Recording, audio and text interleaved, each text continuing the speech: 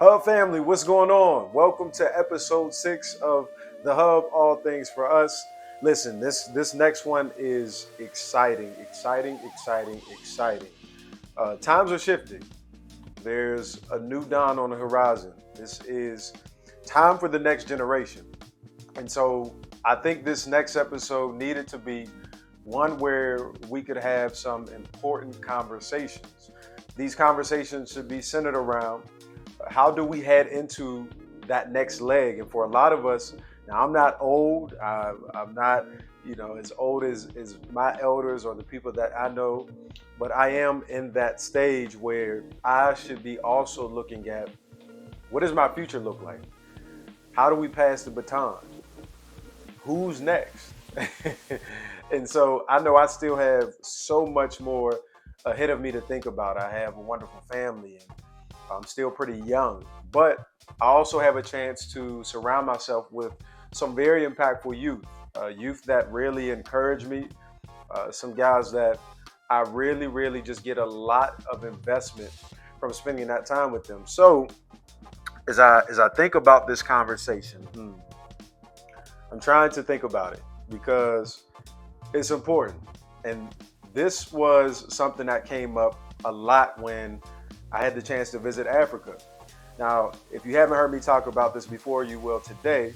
But when my wife and I visited Africa, we had the opportunity to spend time with the Maasai tribe. The Maasai tribe are very much one of the most significant, important tribes in Africa. One, because they were, and I hope I don't get this wrong, but from what they were telling us, they were either one of the few or the only tribe to not accept colonization. They fought it tooth and nail to maintain their traditions, their ways. The time that we spent with a specific tribe, they also had their own land. They owned it outright. And so they still live in what they know to be tradition for the tribe. And so what really impacted me was learning how they have a rites of passage for their young boys. Now, they're young boys at the age of 15, and there's a time period, and I think there are studies all over, but they see this window of opportunity for their boys to walk into manhood, at least a significant part of it, from 15 to 20. And so young boys at 15 years old are sent into something called the bush. Now, if you don't know what the bush is, the bush would be the equivalent to maybe thinking of something like a jungle. And in this bush, in this jungle, you will find many animals that I ain't gonna see walking on the street that you normally wouldn't see in front of you. So I'm talking lions, zebras, elephants, buffaloes, leopards, cheetahs, all the animals that you can think of. But what strikes me most about that time period is they have to kill a lion. Excuse me. And they have to kill a lion. And no matter when that happens, they still have to stay the duration of that time. So usually it's I guess several boys are sent together.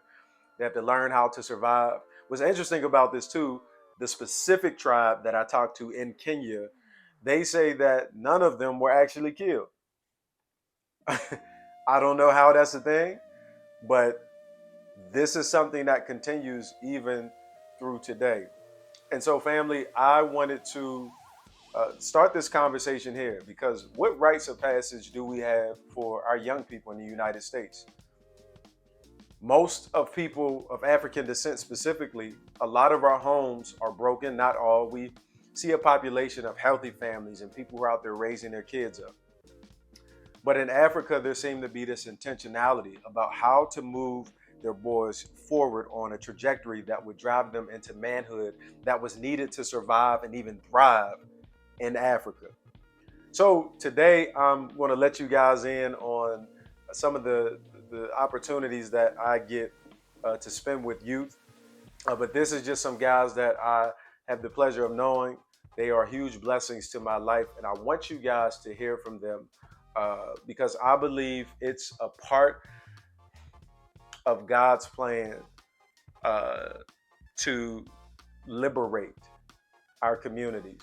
And as I sit here and think, about this. This is probably the most critical thing to what I would say a calling should be. As I've told you guys in the past, 17% of the poverty rate, who the population that has the highest poverty rate, is people of African descent. And that number doesn't sound big right off the bat, but when you take America into account, that's huge. And so there is a devastating assault on our young boys, their minds, their identities. A lot of things are out there that are trying to take away who they were created to be. And so today I want you guys to check in and get an understanding. There needs to be some sort of bridging the gap between the young and the old. And this conversation that you are about to see is really just about understanding, learning, and helping us come together to figure out how we can move people of African descent forward in this country. And so the mantle is with us now. The mantle is with these young kings that you are about to see.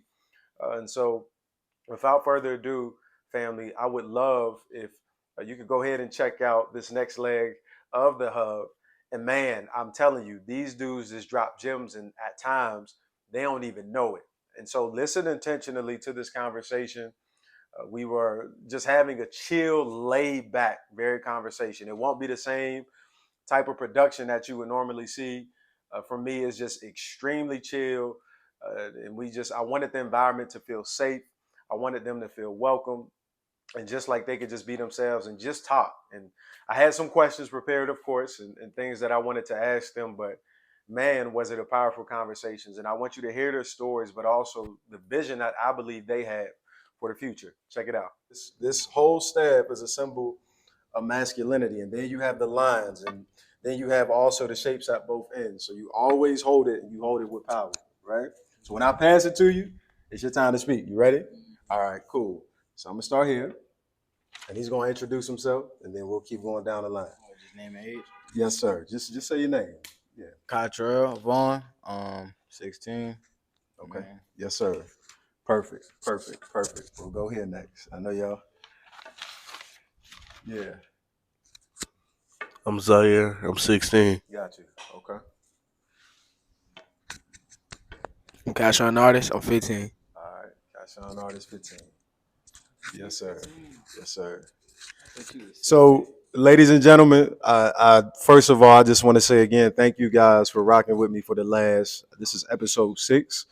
So the first 5 episodes, I told you this platform is for people of African descent, meaning I want to make sure that we are seen, that we're heard, that our voices are heard. And so today, I just want to have a conversation with the fellas. I want to talk to them about life, and I want them to be honest. We've already talked, and I want us to have a great conversation about what it means to be black in America, but also just their experience growing up so far. They're still young, but I believe this is the generation that is going to impact the world. And so we got to make sure that the old and the young, I'm not old, but that the old and the young are coming together to have these types of conversations. So we're going to eat, we're going to chop it up. Y'all got some food, y'all can eat your food, and then we just going to talk. I'm going to pass it down. Y'all ready?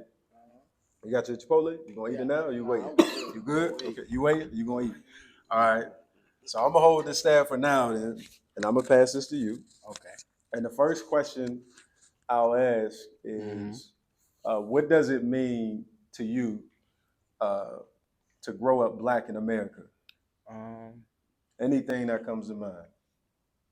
you got to be able to adapt to situations you might not be used to at a different age. Anything can happen at any time, anywhere.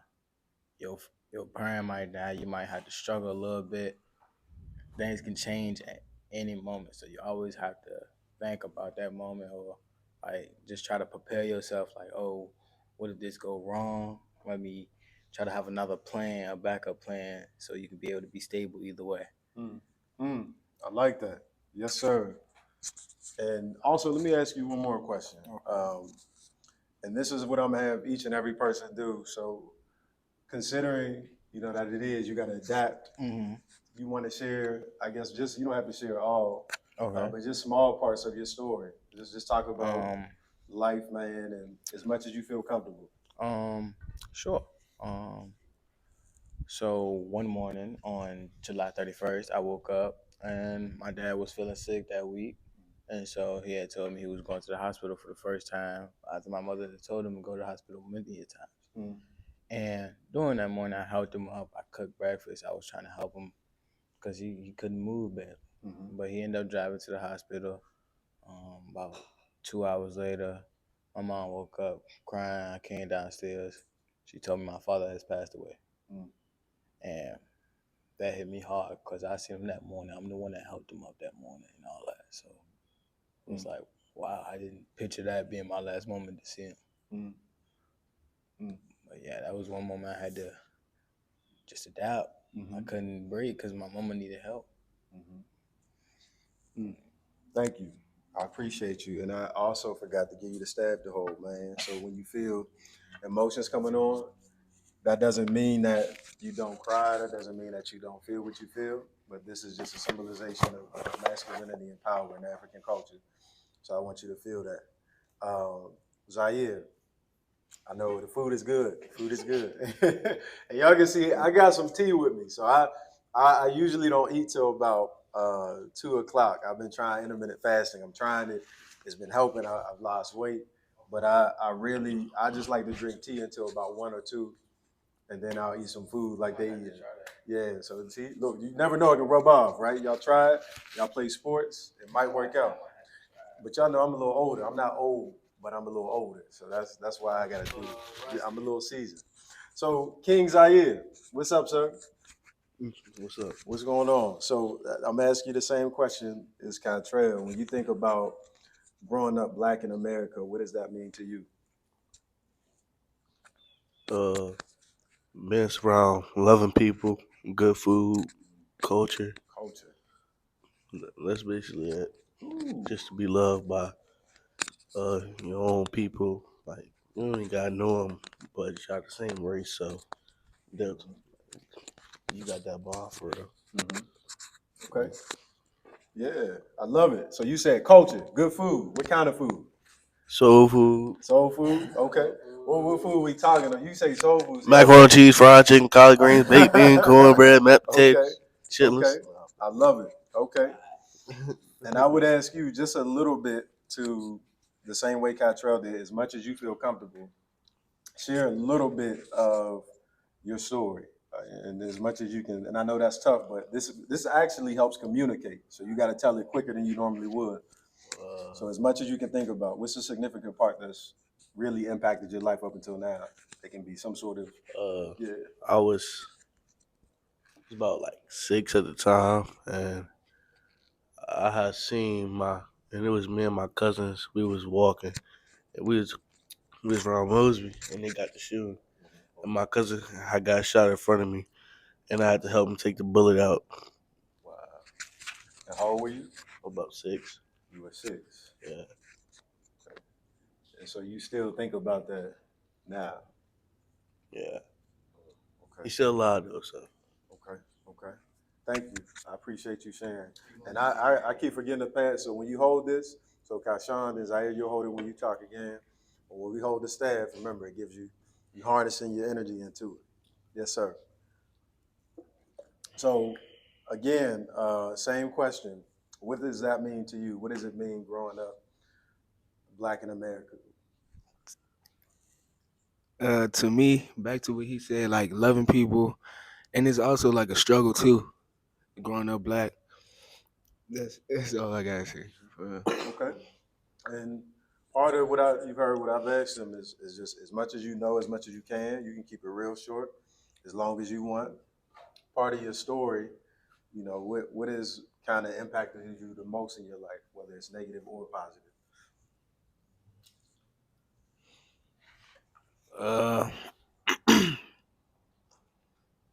Can't really think of me. Anything more?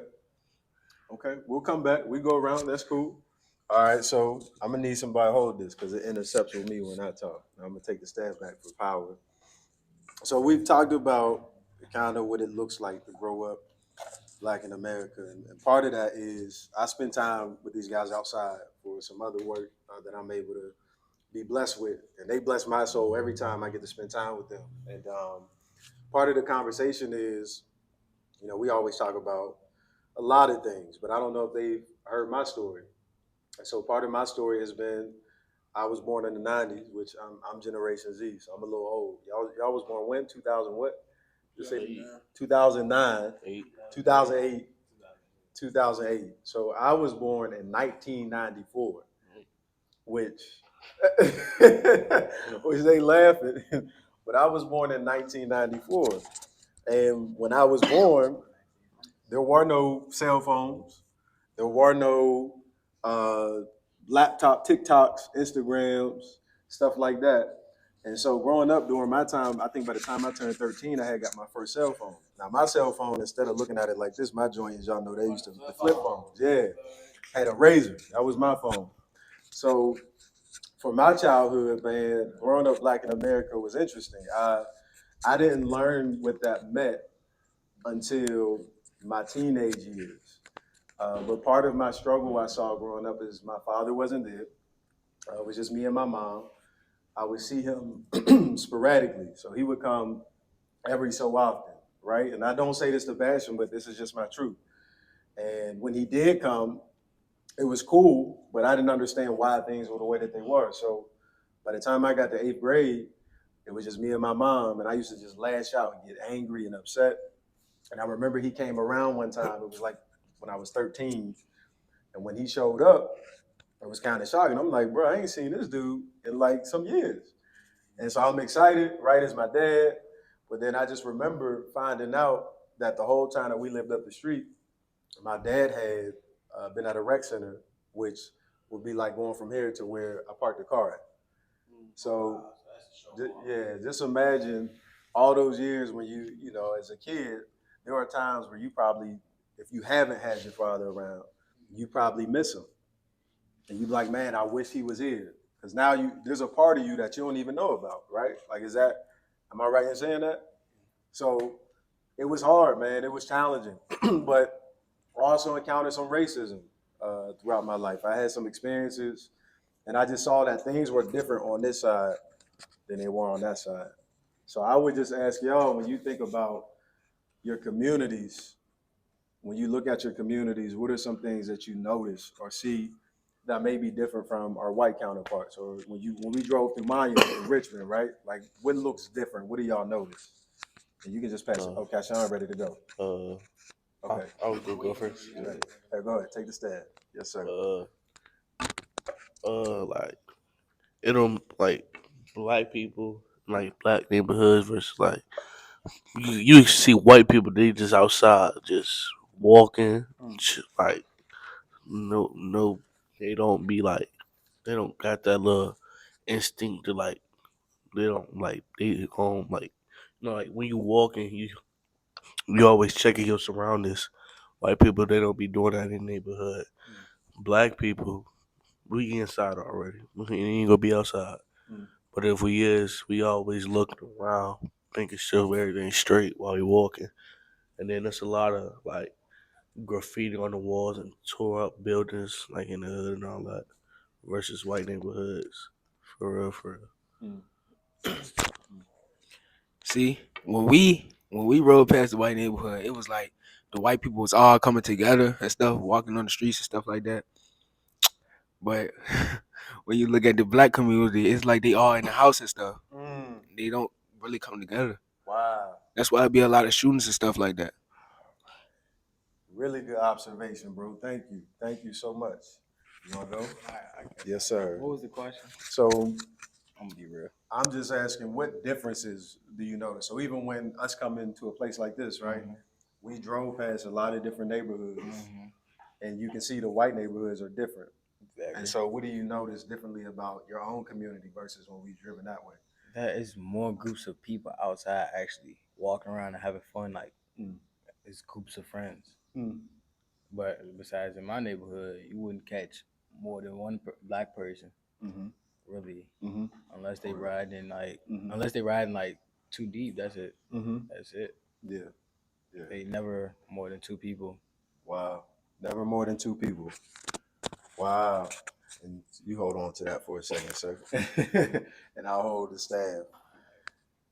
So y'all haven't seen, correct me if I'm wrong, these are just yes or no questions. So you wouldn't see like a community of people just coming outside together, like from different houses down the street and just walking together and laughing and having cookouts. And it would only be within your own family, though, right? Like a cookout is okay.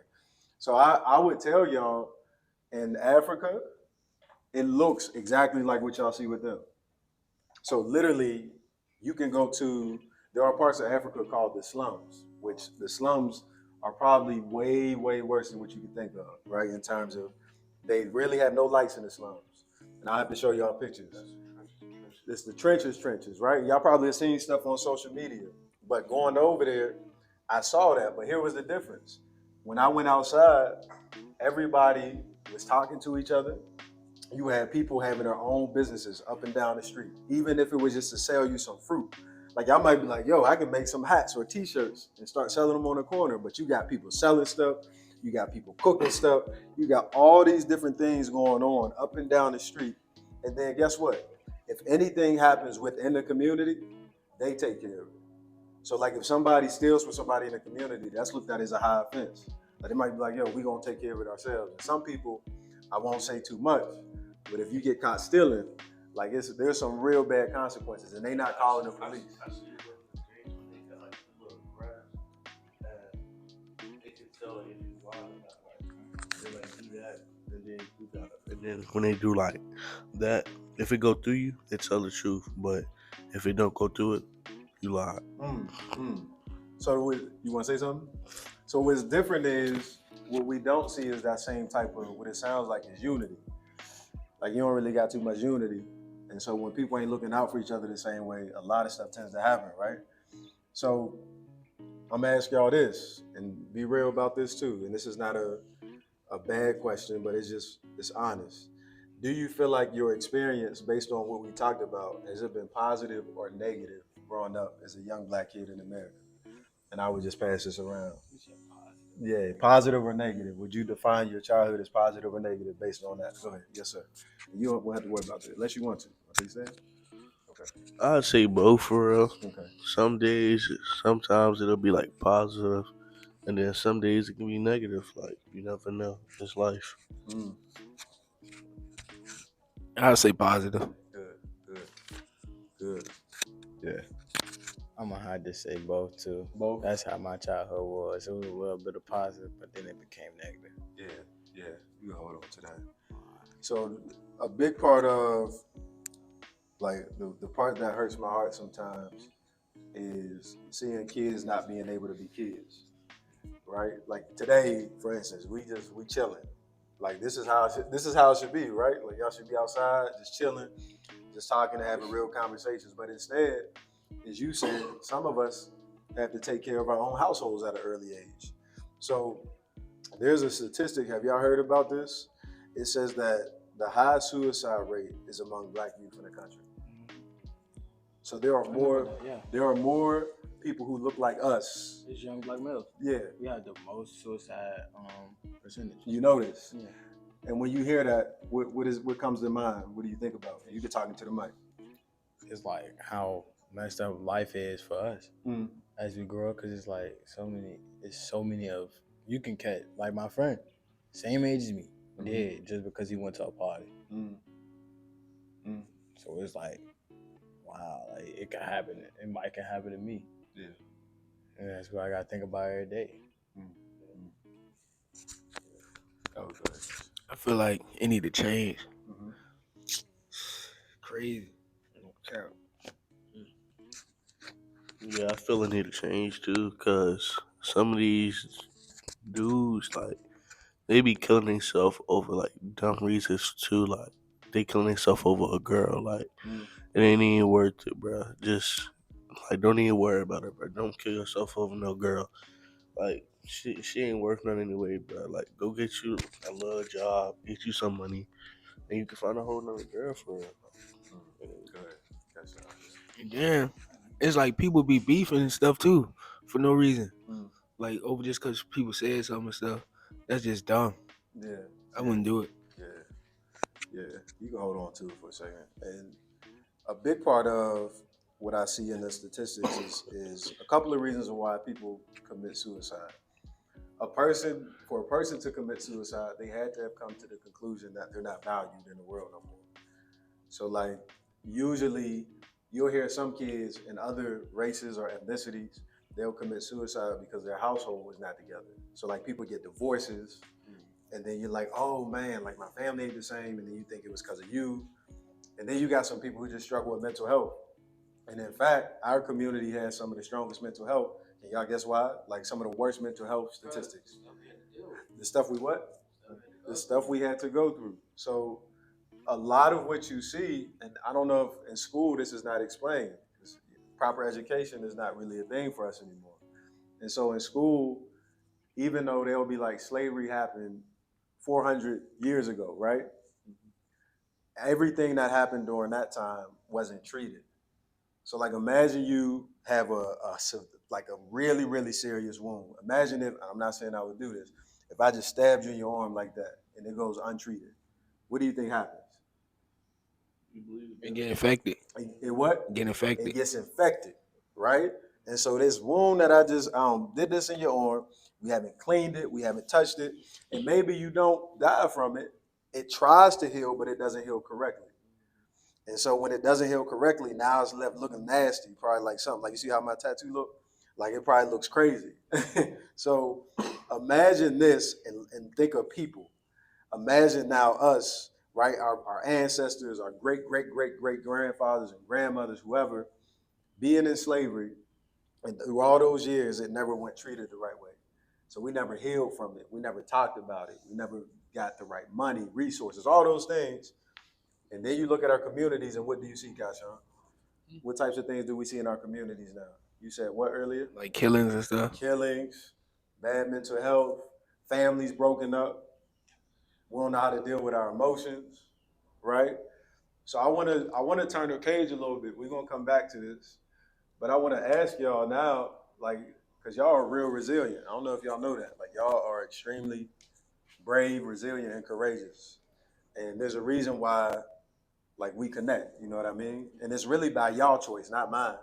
There's something that God is doing with y'all lives that makes y'all want to do stuff like this. So I would ask you, when you think about dreams and success, like what do you dream of doing with your life? And it doesn't have to be like a specific thing, but what do you dream of life looking like, let's say, 20 years from now? Yeah.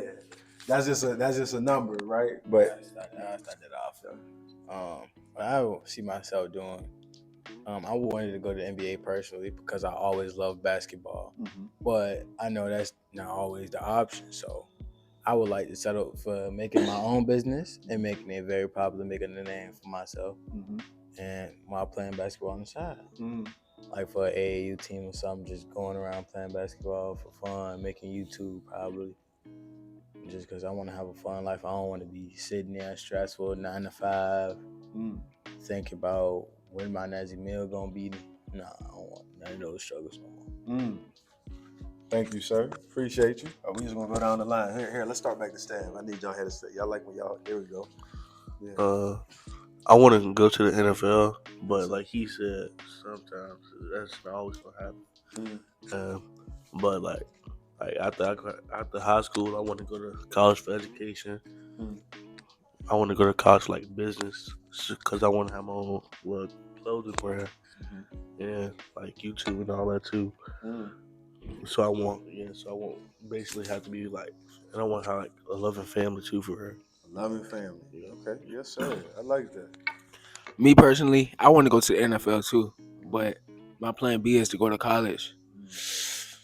Yeah, that's it. Okay. So we got NFL, but plan Bs, right? I'm gonna come back to you. We'll just keep going this way. Okay. Now, when you think of success, like when y'all first, who taught y'all about what it means to be successful? Do you know? Let's start here. Okay.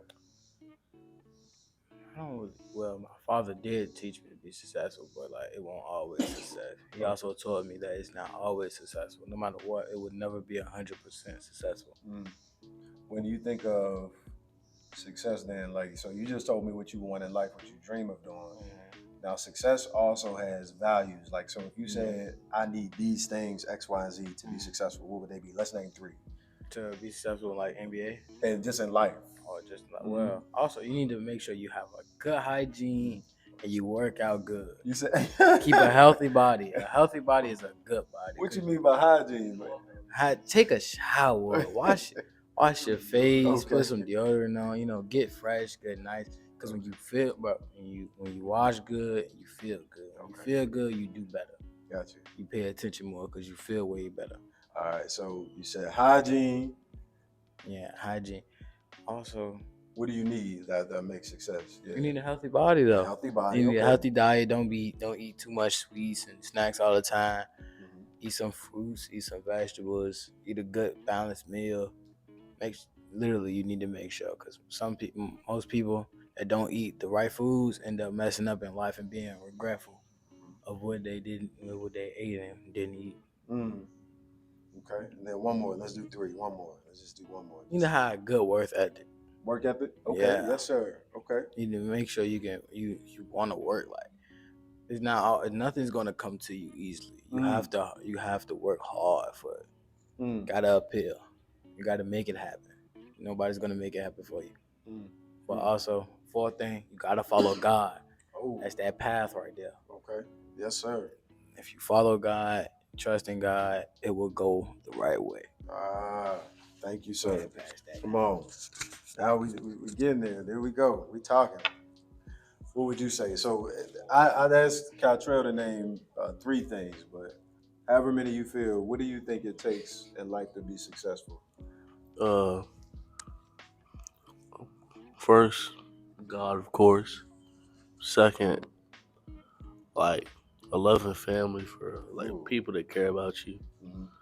3, work ethic. Like you gotta if you want it that bad, you gotta work for it. Mhm. It's not just gonna come to you. And 4th, good hygiene because you don't want to go to a job interview or something stinking or being dirty. Okay. They ain't like, we don't want you here. Okay. Got you. Go ahead. I say a positive attitude. Oh man, y'all all just come on one more time, man. One more time. Say it again. Positive attitude. Positive attitude. A great mindset. Yeah. And God. And God, man, that's okay. All right. Now I'm gonna ask y'all. We're gonna get real because now I'm gonna just say it, and I want y'all look. Y'all just nod your head. You say yes or whatever. Now, what we've been taught a lot of times, if we look at social media, or if we look at TV, if we look at entertainment, some people will show us what makes a successful life. Number one is money. So they'll say that you have to have money. Do y'all think you need money to be successful? Yes or no? In a way, yes. Okay.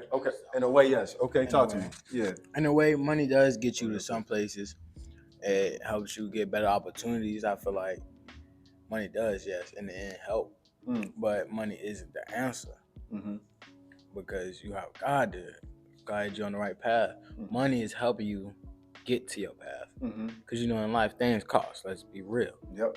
Things do cost money. You do need money to have a house, to have a shelter. So yes, money is one of the top priorities, but it's not your top priority. Your top priority is making sure you're having a stable, good. Because everybody want to have fun. Nobody want to be stressed out. Nobody want to have things hard. Nobody want to have things messed up. Everybody want to have fun, so you got to be able to work for it. Mm-hmm. Okay. Let's go back there. I feel like no, because you can have money and still not be happy. And let him elaborate on that. Like, say a little more. You can. So, what types of things? What do you mean? Like to not be happy. Mm-hmm. What have you seen? Like examples. Give us an example of something you've seen. Like people have money and they're not happy, or. Cause people be depressed and stuff like that. Mm-hmm. Right. Okay.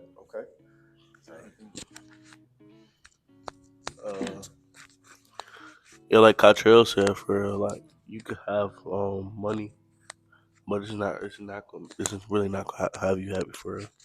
Like white people, they got money, but some of them be depressed. Like money don't solve everything for real. Like a lot of people might think it do, but it really doesn't. Yeah. Hold on to that for a second. I'm gonna ask you a question. in your own families, have you seen somebody that's been based on what y'all said? So like you talked about having God, right? Having good hygiene, having there was a couple of things you mentioned. You just mentioned God. You said some of the same things. Kashan was saying positive attitude, great mindset, things like that. Have y'all seen anybody in your own families that have been successful based on your definition? Yeah. Okay. So name somebody. My aunts, my mom, my uncles. Hmm. Yeah. Okay. Kashan, what about you? Same thing he said. Okay.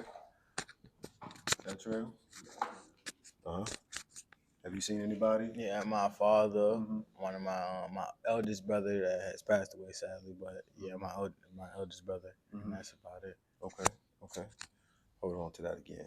They're gonna be like, "Why y'all passing this mic like that?" It's just gonna be, it's fine. This is what you do when you're trying to make do with what you got. So I'm sorry, y'all. So I would say too, man.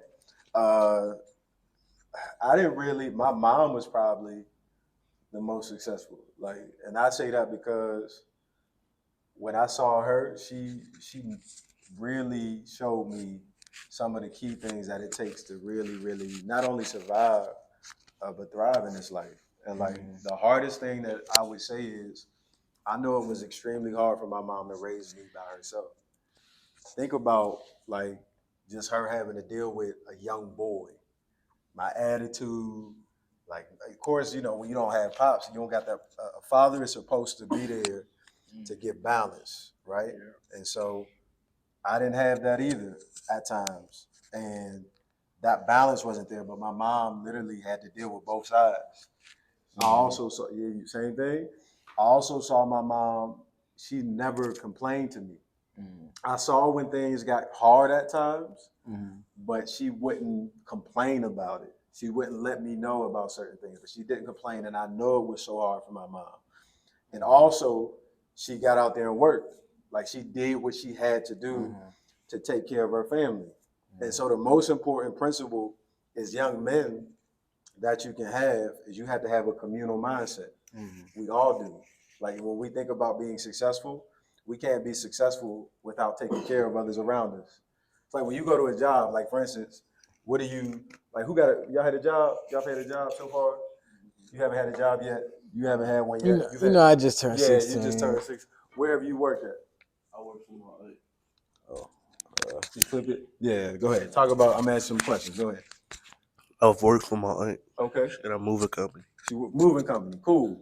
When you do a job, how does that work? Like, how do you make money?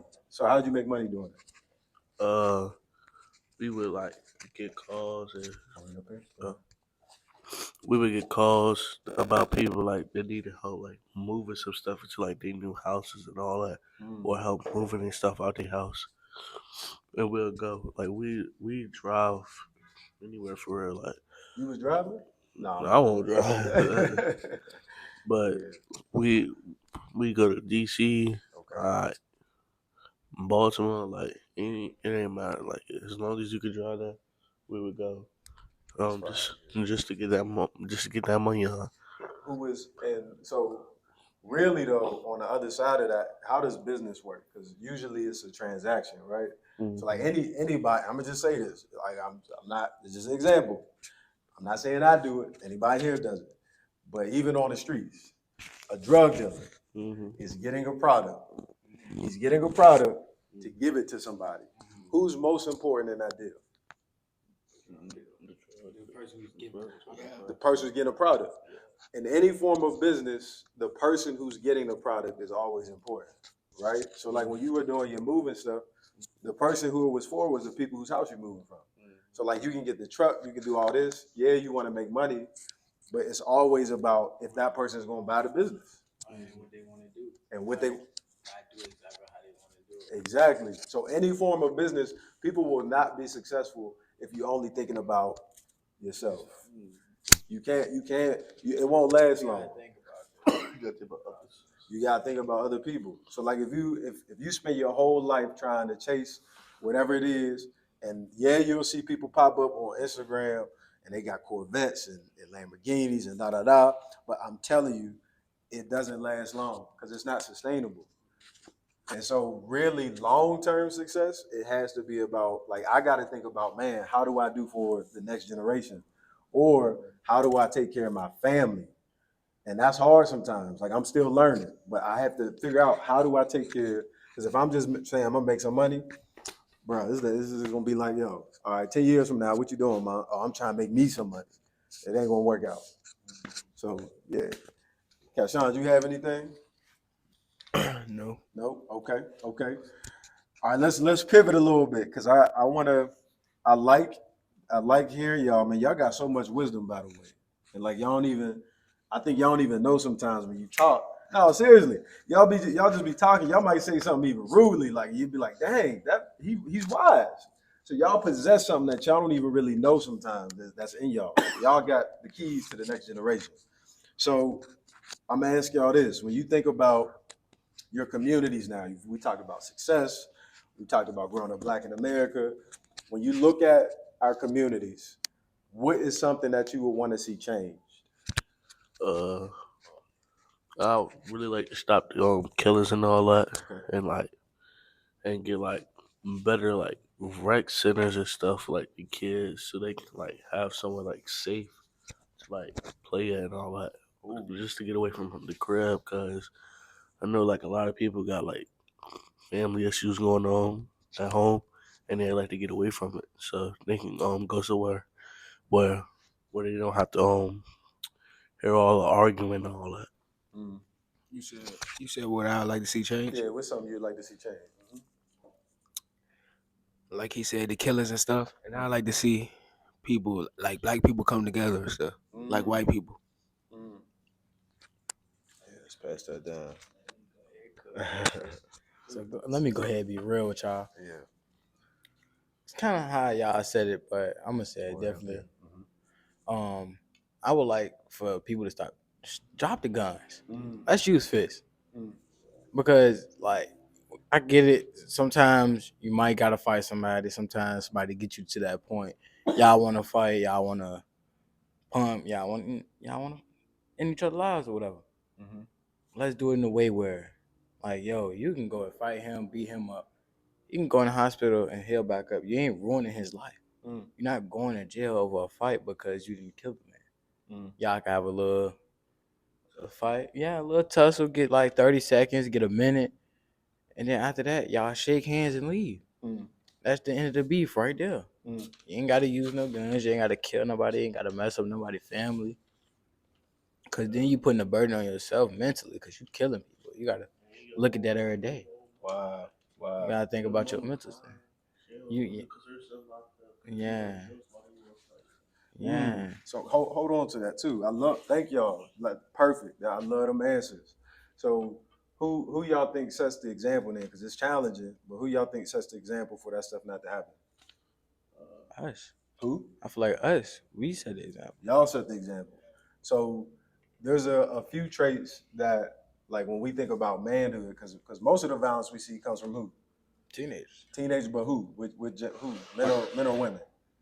Men, right? And so men, most of the time, by nature, you'll hear things like people say stuff like this: "We're hunters," right? And also, there's this song I'm gonna play it for y'all too, man. It's by Common, and he says in Chicago, he grew up in Chicago. Y'all know in Chicago what they call it, Chirac. Yeah. And so he has this lyric where he says, the gangsters all banging for survival because we tribal. I might be saying it wrong, but he said because we tribal.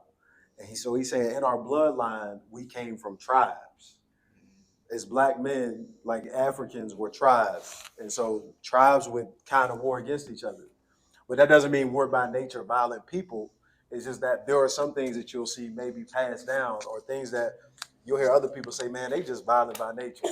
White people violent too. Everybody else, there's other races and ethnicities who have violence. But I'm saying for men, we got to look inward. We got to. And so I'm just saying, if something pop up, we can't just get angry. A man is supposed to be gentle, even though we've been told not to. Because y'all the ones, at the end of the day, if we pop off, the whole environment changes. Yep, the Have whole you ever- demeanor. The whole demeanor. Have you ever seen that? Yes, Like if we pop off, I've done it. I'll I've be done it. I'll be the first to admit it. I've gotten angry so bad. I remember, I'm gonna tell this story and I'll let y'all go. There was one time, and I'll never forget it, and I felt horrible. My mom and I were in a car and we were driving. And so this was, I think it was like when I was in college, and uh, we were, she was talking to me about something. We disagreed about something, right? Mhm. And I remember raising my voice at my mom. Do y'all know how that felt at the time? Huh? Well, probably more than likely, yeah. But also, what I'm saying is, as a man, I didn't have an example, right, of how to speak and communicate without having to raise my voice and getting angry. And so we're also sometimes, men are not supposed to be emotional. My mentor, shout out to Mr. Malcolm, who was on my first episode. He sent me this word, and it's a big word, so ignore this part if you can. It's called equanimity. I think that's the word. Yeah, equanimity. And what that means is you possess great balance. So as a man, you should always walk around, even though you get angry. I'm not saying you don't express those things, but you always hold a certain Demeanor? Yeah, Like a calm demeanor. like a calm demeanor. So you find ways to release it. So for me, it's Yeah. like I go to the gym to release it, or I go running, or I'll be like, you know what? Can I have 10 minutes to be to myself? Let me be to myself for 10 minutes. That's all I'm asking for, because I don't want to make a mistake or say something or do something that'll get me out of my character. Mm. So equanimity, remember that word. We all need to have equanimity as men. Can't get too up here, can't get too down here, right? Got to stay right in the middle. And that comes from our relationships with God. That comes from being around good people. Mhm. And so having good resources. What were you about to say? Did you have something else, Catrell? I probably did, but I forgot. I mean, look, I'm talking too long. Y'all tell me I'm talking too long. Y'all know I go a little long. Y'all tell me. All right, so I want to get to this. I want to pivot here because I think this is probably, we've been talking about it a little bit throughout, but about Africa. Mhm. And this staff, as I told you, is from Africa. Y'all see I got on like a shirt. Did y'all learn about Africa growing up? A little bit. Okay, what'd you learn? I kind of learned about the tribes in history class and how the old tribes used to be, where they located, and all that. Mm-hmm. I don't remember none of that now, but Okay. yeah, back in ninth grade, I did learn that. That's more than I learned. Okay, you should go this way. Go ahead, let's pass. Yep. Pass this down to you. Yeah. You can, and also within this, you can just say some things you may know about Africa, some things you think, or even you have questions about. The same thing he said. I learned it. I my grandma, she she not I'm Nigerian, so she taught me like You what? I'm half Nigerian. You Nigerian? Yeah. Did you tell me this? Yes, I did. You told me this? Yes. You know I'm Nigerian. Oh yeah. Yeah. Oh, we gotta talk. Okay, go ahead. Yeah. She when I was little, she taught me like a little bit of Igbo, but Did you call it? Say again. Igbo. So we're gonna. I forgot how to pronounce it. No, you got it. It's fine. It's fine, King. But- It's Igbo. Yeah, Igbo. Uh-huh. Yep. Yeah, but I forgot them. I ain't gonna lie. Okay. I forgot some of the words. Okay. Thank you. Thank y'all for sharing, man. Appreciate y'all. Yes, sir. I probably learned about it, but I don't remember. Okay. Like, yeah, Okay. probably last year in Okay. history class. Okay. Hold on to that. The mic. Yeah. I'm gonna tell y'all, and we can talk about just a few things. And this platform, family, as y'all know, it's really built on bridging the gap also between the States and Africa. Like we have some important things that we have to acknowledge from our history.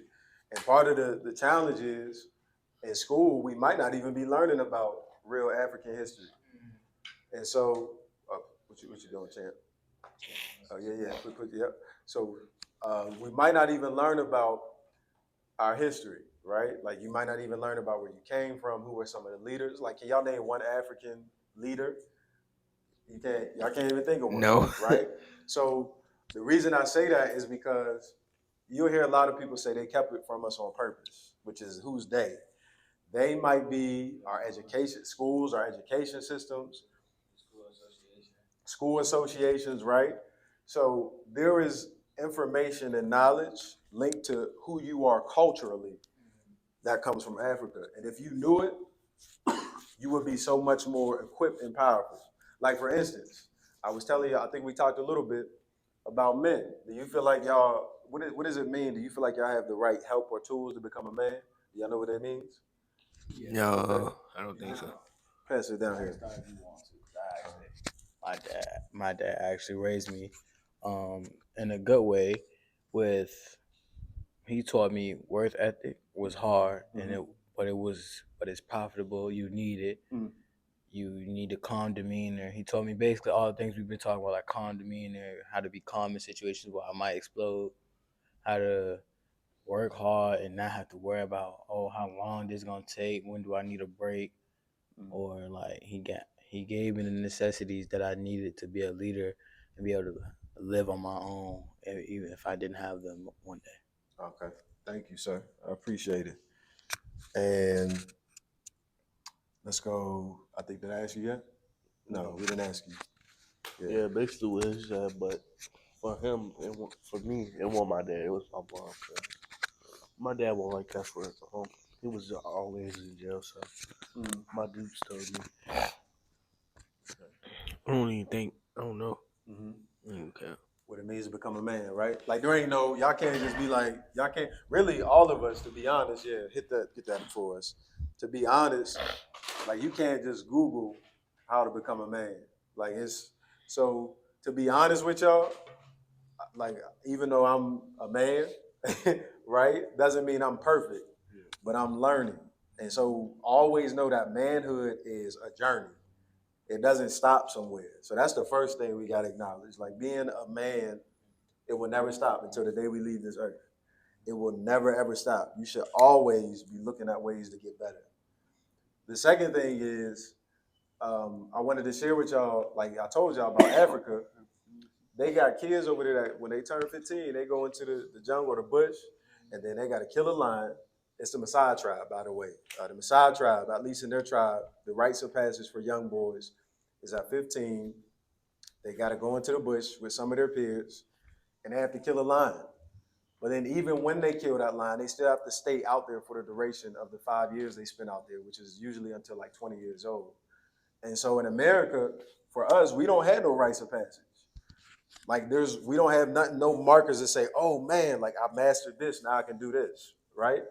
And so part of what we're going to do on this platform, and even as we talk, y'all got to start asking questions too. Because y'all 16, 15, y'all like right in that range now. Y'all starting to become, y'all going towards the trajectory where America says 18, y'all are adults, 21, y'all basically, y'all do anything, right? So y'all got to know that manhood, and particularly African manhood, is different from what America teaches. And then godly manhood is also different. So we had to have some sort of markers, right? What is something that we can master to become better? And I wanted to affirm y'all, man. I want us to get ready to kind of wrap up, but you guys are amazing. Like, y'all got to really know that. Y'all growing up, it hasn't been easy, but y'all recognize that there's more to life than what you see, right? And so now we just got to continue to help each other see that. I need y'all to teach me, and I need y'all to teach the next generation and so forth. And then y'all also got to listen to people like me that's old. I'm acknowledging that. So y'all gotta listen to people like me who are a little older. But always know, man, what's more important than money in this life is wisdom. And like the more you get it at, the more you grow. You can't grow without learning and being taught. So I appreciate y'all, man. I appreciate the young brothers for joining us. Like I said, this wasn't my traditional type show, but I felt just a prompting by God to really bridge the gap and let y'all hear from the next generation. I don't think a lot of parents know how to talk to their kids, and vice versa. You know, we're trying to figure out how do we communicate with each other? How do we understand? And I hope y'all got to understand them a little bit today, and with some of the next generation. Everybody don't think the same, but we all have some things to add and give. So I just want to tell you, Hub family, I appreciate y'all. This is episode 6. If you haven't already, subscribe, and then also I would love for y'all to just comment. And please, as always, this is a place of respect. So anything that you hear on here, if you disagree, that's perfectly fine. Just always respect the platform. And we'll do the same. And so I appreciate y'all. I appreciate y'all, Young Kings. And just coming show some on. love. Thank you. Thank you. Yes, sir. Hub family, we out. Thank you. Show some love.